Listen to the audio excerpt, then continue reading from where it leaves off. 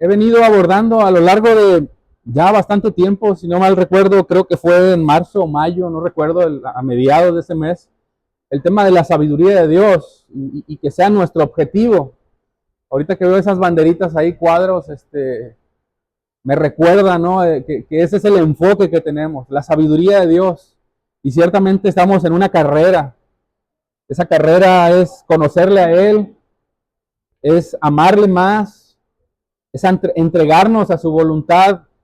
Y yo he venido hablando, de cierta manera, introduciéndome un poquito en lo que ha hablado el apóstol Santiago, en su carta a la iglesia, y te he explicado cómo en el capítulo 3 habla de dos sabidurías, y no voy a abordar mucho ese punto, ya profundicé en él, pero te habla de la sabiduría del mundo, que es una sabiduría demoníaca, una sabiduría que pervierte el corazón, tuerce la realidad, la verdad del evangelio. Está la sabiduría de Dios, una sabiduría de Dios que es santa y tiene características de las cuales ya analizamos. Igual nos lleva a asumir conductas distintas a las que la sabiduría de este mundo nos lleva a querer asumir. Incluso hablaba del significado de lo que, valga la redundancia, de lo que significa que la sabiduría de Dios debe de gobernar nuestras vidas. Y yo te hablaba en este sentido de que debe de gobernar los detalles de mi vida. No sé si recuerdas, pero eso fue con lo que casi puedo decir terminé el domingo anterior. Debe de gobernar esos detalles. Y yo te decía, analiza qué detalles, porque son muchos.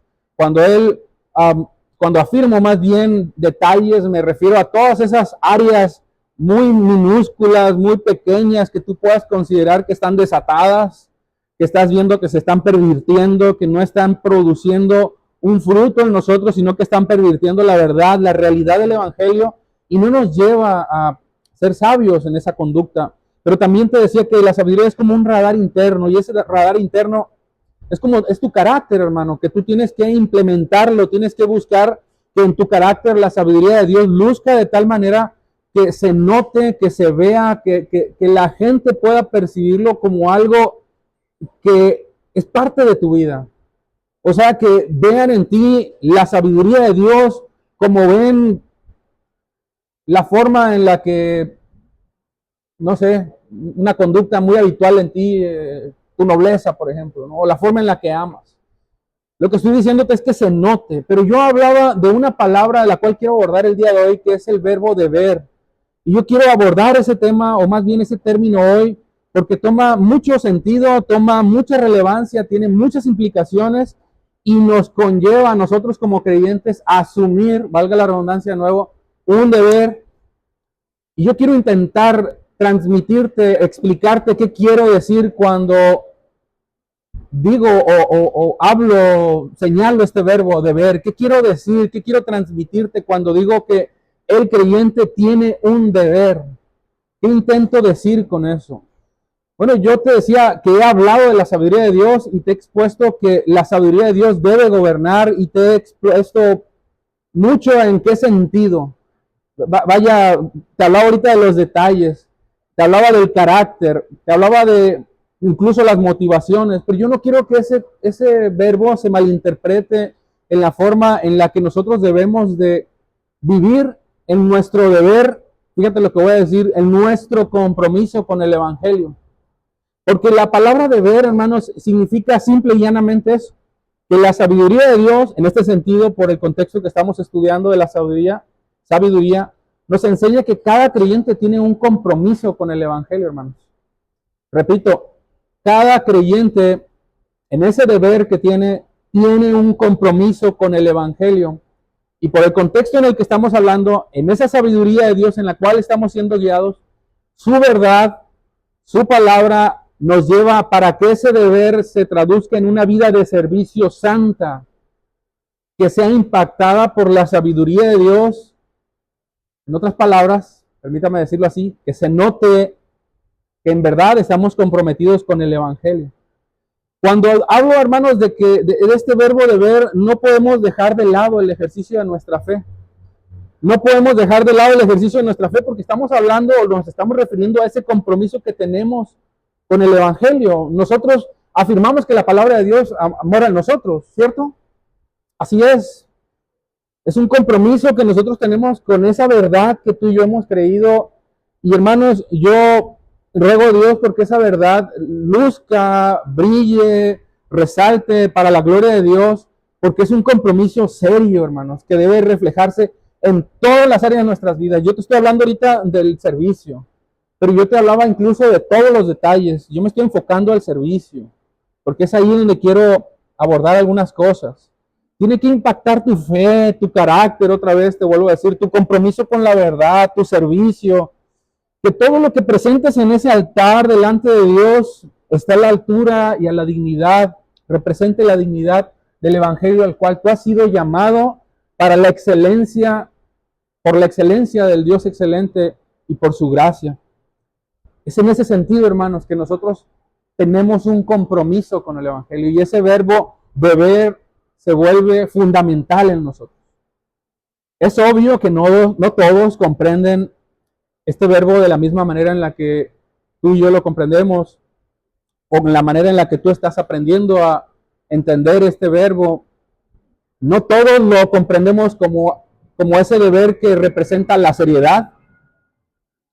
No todos entienden ese deber o ese compromiso con el evangelio como un compromiso serio que los lleva precisamente a servir y a ir quitando todas esas cosas, aristas, cosas que van interrumpiendo en su servicio, de tal manera que no lo entienden y por consecuencia su forma de vida trasciende en la inmadurez, en la insensatez, incluso a la hora de prestar su servicio, en la falta de perseverancia, incluso en la falta de conocimiento en el servicio, dado que lo hacen, pero no entienden por qué lo hacen, sin embargo lo hacen. No sé si expliqué o fui claro en eso, pero como si lo hiciéramos porque no hay de otra, ¿no? O porque tengo que, cuando no es ese el propósito en el deber que tenemos, es un entendimiento del evangelio. Yo te decía que algunos lo hacen porque simplemente ven que otros lo hacen, pero Dios quiere que tú entiendas, que tú comprendas el trasfondo, el propósito, que tú tengas un entendimiento de que se trata de un compromiso con el evangelio y que es ese mismo deseo de vivir en la santidad de Dios, en la devoción de Dios, que te lleva a presentar un servicio digno de Él. Yo quiero que tú pienses un poquito en la vida de Pablo. Luego de ser impactado por su Señor, por el Evangelio y aparecerse en el camino a Damasco, a su vida, vaya, y empezar a recibir una serie de instrucciones. Y tú sabes todo lo que Pablo hizo, lo hemos analizado, conoces la historia, vaya, es lo que quiero decir, conoces sus viajes misioneros. Yo quiero preguntarte algo. ¿Tú te imaginas a Pablo con una actitud carente de entendimiento en ese servicio para poder realizar la obra de Dios en los viajes misioneros que tenía que hacer?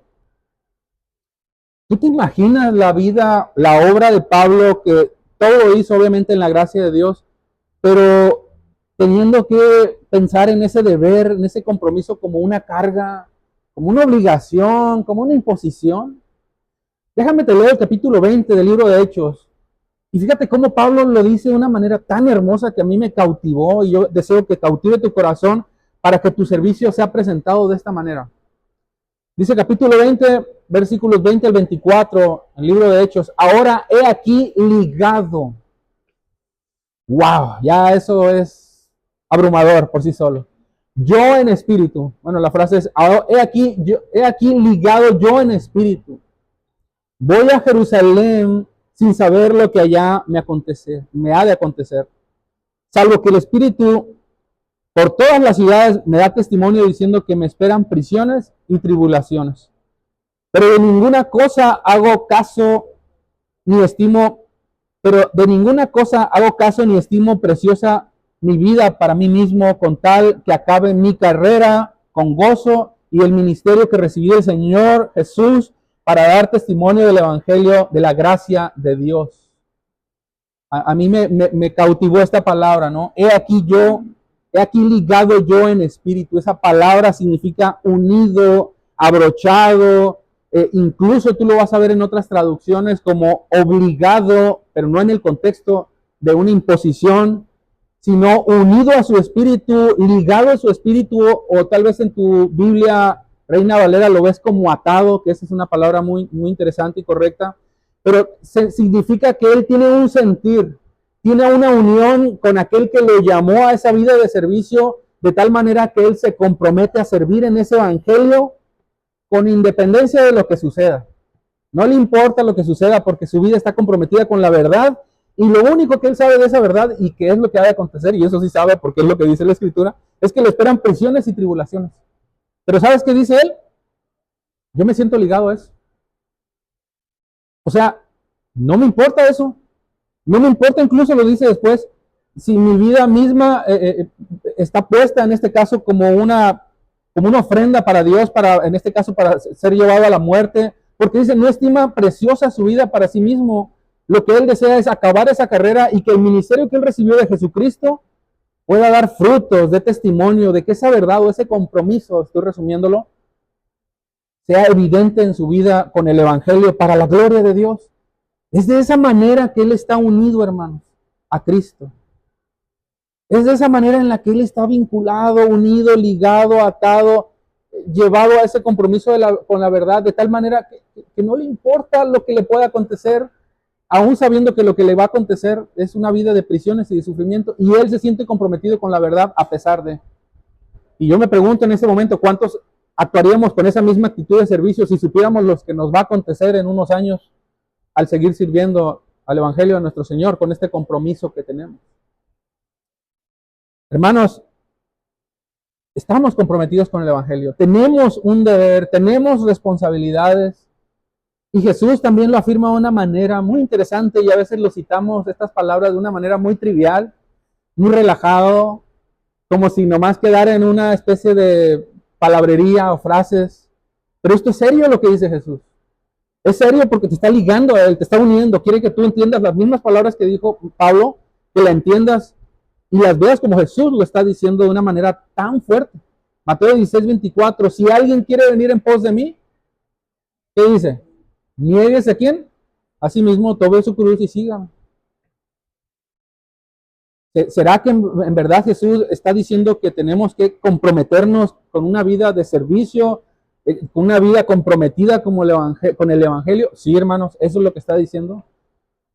Somos discípulos de Jesús y nosotros tenemos un deber, tenemos responsabilidades, estamos unidos a su Espíritu, estamos unidos a su palabra y su palabra nos une a vivir una vida que dé fruto, una vida como discípulos, e indudablemente nos está llevando a vivir una vida de compromiso en la verdad, de dejar todo aquello que tú incluso puedas considerar valioso, a dejar esa zona de confort tal vez, dejar esas formas de pensar, yo para qué hago esto, o por qué lo tengo que hacer, o como dicen, no, pateando el piso porque pues tengo que hacerlo. No, hermanos, Jesús, tú eres discípulo de Jesús, tú debes entender que tienes un compromiso con la verdad. Y es la sabiduría de Dios la que nos está dirigiendo en ese punto, hermano. Lamentablemente actuamos a veces con actitudes muy similares a las de Pedro, ¿no? Lleno de emoción, lleno de gusto, de júbilo, porque está envuelto o ligado al Evangelio. Y dijo esta frase que me llamaba la atención en Lucas 22:23, Señor, yo estoy dispuesto a ir contigo hasta la cárcel y hasta la muerte. Y a veces actuamos así, ¿no? Dije, actuamos, yo también. Llenos de emoción. Pero no medimos el significado de las palabras. Aunque esto debería ser una verdad, porque nosotros deberíamos de tener en nuestro entendimiento de que nuestro deber debe de ser comprometido con el Evangelio, incluso hasta la muerte. Lo cierto es que Pedro aquí no tenía ni la menor idea de lo que estaba diciendo. Tanto así que tú sabes lo que pasó después, ¿verdad? La historia se cuenta solo. Negó a Jesús y bueno, ya sabes historia.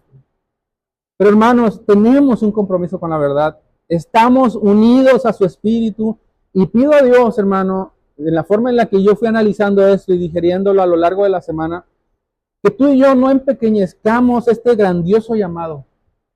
Que tú y yo no reduzcamos este deber queriéndonos desligar de nuestros deberes como creyentes. Que nuestro compromiso, hermanos, con el Evangelio no se vea como una imposición. Una imposición es algo que te obliga, algo que tienes que hacer porque no hay de otro. Hermanos, es un compromiso. Estás unido al Evangelio y tu deber, que es el compromiso, te lleva a querer abrazar la verdad de Jesús para tu vida, para que conozcas la excelencia de su gloria, para que vivas en esa dignidad del Evangelio, en esa vida de devoción. O sea, cambia el tengo por el debo, porque el debo es en relación a mi unidad con Cristo, a mi responsabilidad con el Evangelio. Que no lo veas como una carga, como una práctica religiosa, porque puede llegar a ser así. A veces puedes llegar a servir porque, no sé, es el caso, ¿no? Yo trabajo mucho en el corazón de mis hijas en esto. No porque nosotros vamos y servimos, necesariamente tienen que servir. Digo, están niñas, ahorita, bueno, ya están adolescentes, las estoy enseñando, las estamos enseñando a servir, a tener un corazón comprometido con el Evangelio, pero llegará el momento en el que ellas, así como sus hijos y las personas que nos están viendo, verán nuestro compromiso con el Evangelio y dirán, uy, ¿yo para qué quiero ser como él? Si él lo hace a la mala gana, como dicen. O qué gusto nos dará que ellos puedan decir, yo quiero vivir esa vida de piedad. Yo quiero vivir esa vida en el Evangelio comprometida. Y hermanos, esa es la clave, y esa es la clave, insisto de nuevo, para que todo lo que hacemos aquí redunde en gloria a Dios y Dios siga proveyendo incluso más manos, más gente entendida, más gente con más conocimiento que desea enaltecer la grandeza del llamado y no reducir la grandeza del llamado a un tengo que. Hermanos, necesitamos sabiduría de Dios para no ofender el llamado, nuestro deber, no contaminarlo, es decir, no contaminar a otros con esa mala actitud, no torcer el verdadero propósito, porque no es cumplir por cumplir, no es ser responsable porque yo así soy, es parte de mi carácter y no me gusta quedar mal.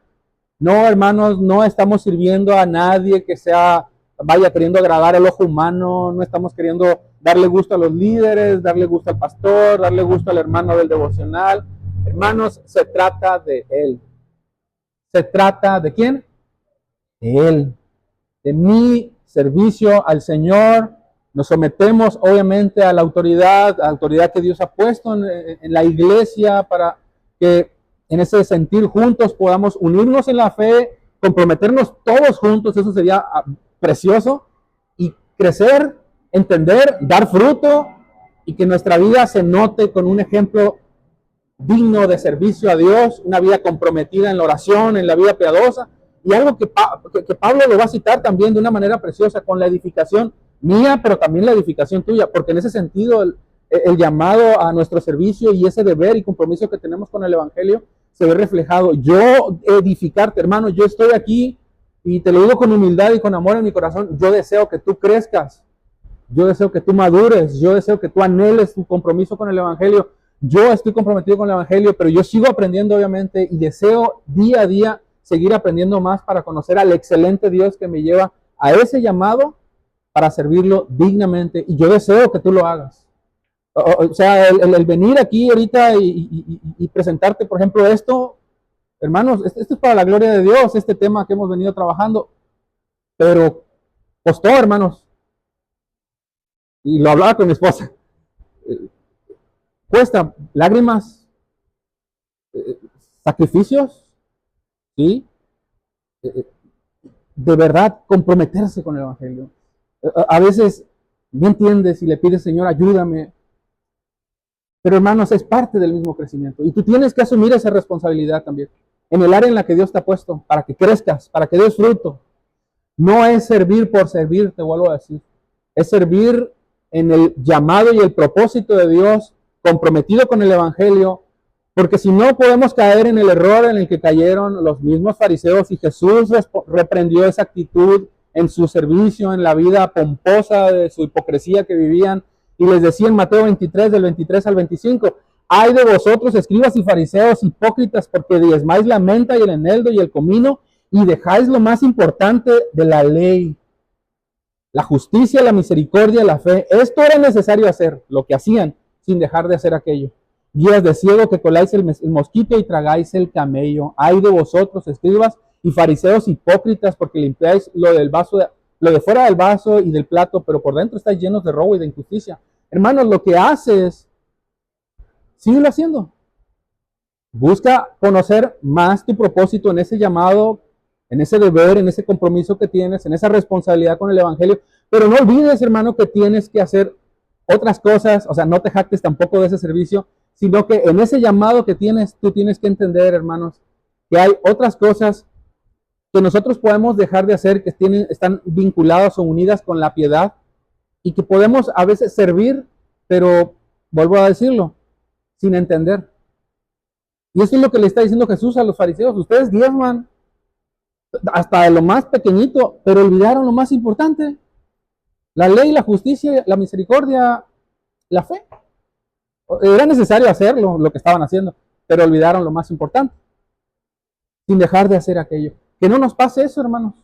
Tenemos que enaltecer la belleza del servicio al que fuimos llamados, con ese deber y ese compromiso serio, hermanos. Serio en el Evangelio.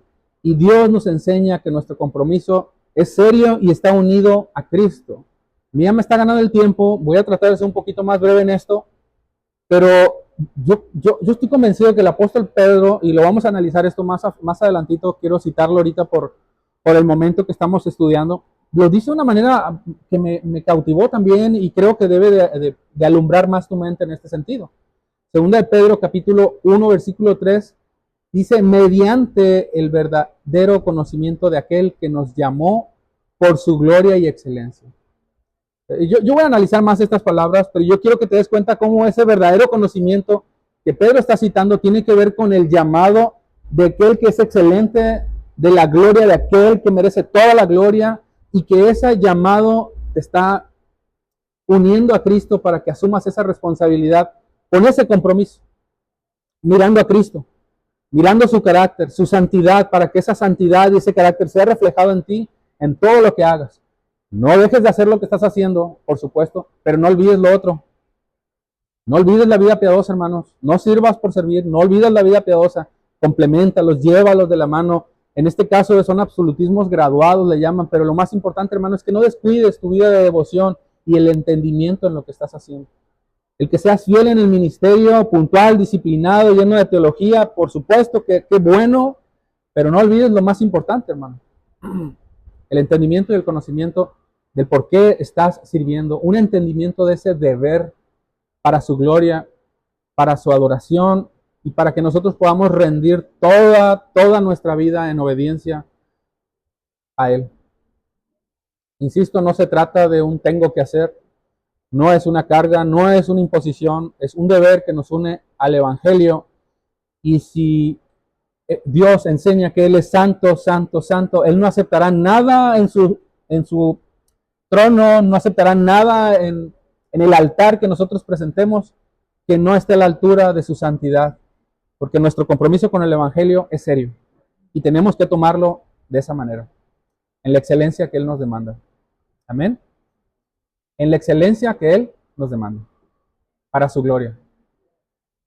Padre Santo, wow, Señor, de veras, es asombroso, Dios, todo esto que nos estás enseñando, y leerlo a la luz de tu palabra, con ese conocimiento, Dios, que tú nos enseñas, nos parte el alma, porque ciertamente venimos a veces queriendo cumplir por cumplir, sin un entendimiento, y olvidamos hacer lo más importante. Padre, apachurra nuestros corazones.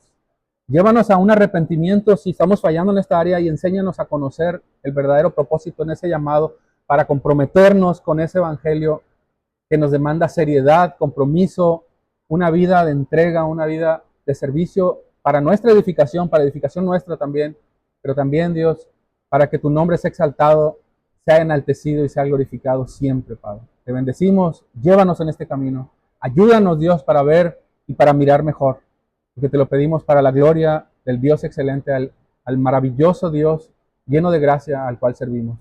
Humildemente, gracias, Padre. Gracias, Señor. Amén. Bendecido día, hermanos.